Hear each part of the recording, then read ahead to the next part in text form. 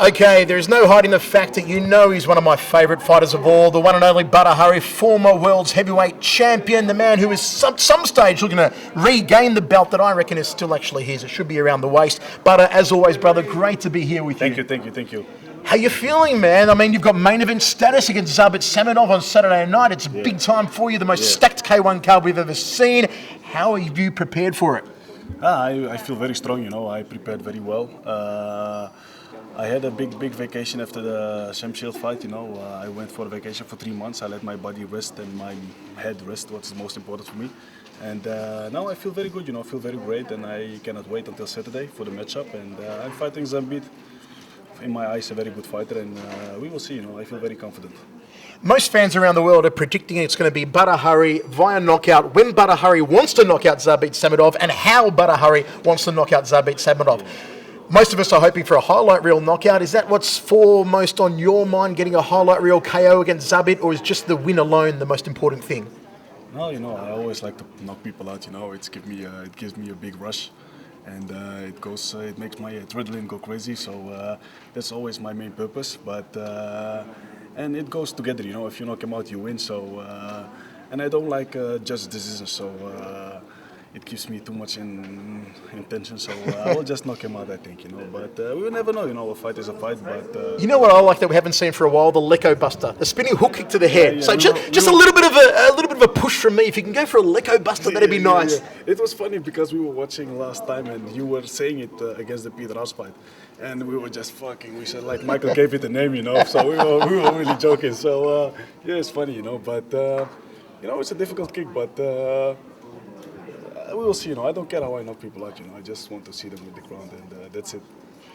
Buddy, your popularity at the moment is just skyrocketing. I mean, I know that you've actually seen the documentary HDNet did on you. You're the first K1 fighter in history to actually have his own special documentary, a 2-hour special on United States television. Yeah. Congratulations on that. Yeah, thank you. What did you think about that, watching yourself and seeing what was on US TV and the way that the US production have portrayed you to the US market? I think it was wonderful, It's a great step for me as well as for kickboxing, but I think it would not be possible if not people who were putting their interest in the sport. Then I don't think it was possible. People. It's maybe crazy to say, but people like you and people just like you who are very interesting in the sport with all their heart and soul, they're making this thing possible. And I am just a face. I am just the one who make it. People like you make your work much easier, So, but I think it's not only mine. It's not only mine. Congratulations, but I think for everybody, So, just keep hoping we can keep this good job going up, So I'm looking forward for my first American visit. So. Well, you make my job very easy because you provide a lot of drama. I just want to throw back a couple of issues. Yeah. Let's go back to last year because it's still a talking point. The K1 World Grand Prix final, the whole Remy Benjaski incident. Yeah. Me and you here, Badr. Yeah. Badr and Michael, what was going through your mind? I mean, take us back once again. Explain to us what the hell happened. I don't know, I'm a very, my life goes in high speed, in my head. So sometimes I don't, I'm a stranger, I'm just want to hurt people, in the ring. And if I say hurt, I really mean hurt, that's my intentions. And I think with Remy, I just went a step too far, and couldn't control myself at the moment.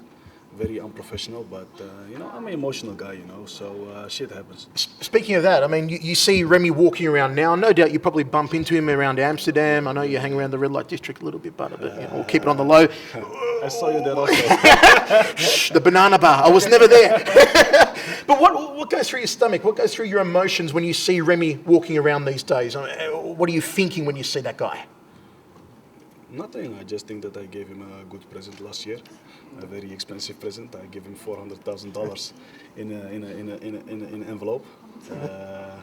But that's no problem. I'm not a guy who's thinking about yesterday. I'm looking forward, and I don't care about him or about any other fighter here. So I just want to keep up doing my job, knock people out, and that's it. And they just have to stay out of my way, and that's it. Okay. Getting past Zabit Samedov tomorrow night, on Saturday night, looking towards the Grand Prix, if there is one man in particular, if you could have your dream opponent you could choose to meet first up in December. I mean, I'm throwing a few names out there. Obviously, one of them is maybe Alistair Overeem, who possibly you'd like to rematch, no doubt. Yeah. Another one is Kiyotaro, the current K1 World's Heavyweight Champion, who holds the belt that I believe you should still have. Remy Benjaski, obviously the bad blood there. If you could choose the dream guy to meet in the first round on December 5, who's it going to be? For me, it's difficult to say, because I like to test myself all the time, So I will, if it's my choice, I will go for the strongest at this moment, or maybe the one with the most personal vendetta. But I think it's up to my team also at that moment to have just a good thinking about it, because the main purpose is winning the tournament.